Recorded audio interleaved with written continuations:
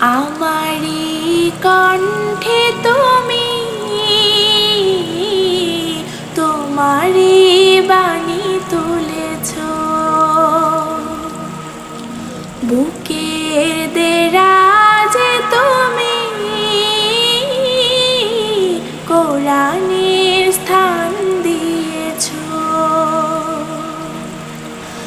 এত ভালোবাসো কেন মালিক আমার, কি করে শুকর তার করি আদায়। এত ভালোবাসো কেন মালিক আমার, এত ভালোবাসো কেন মালিক আমায়। পৃথিবীর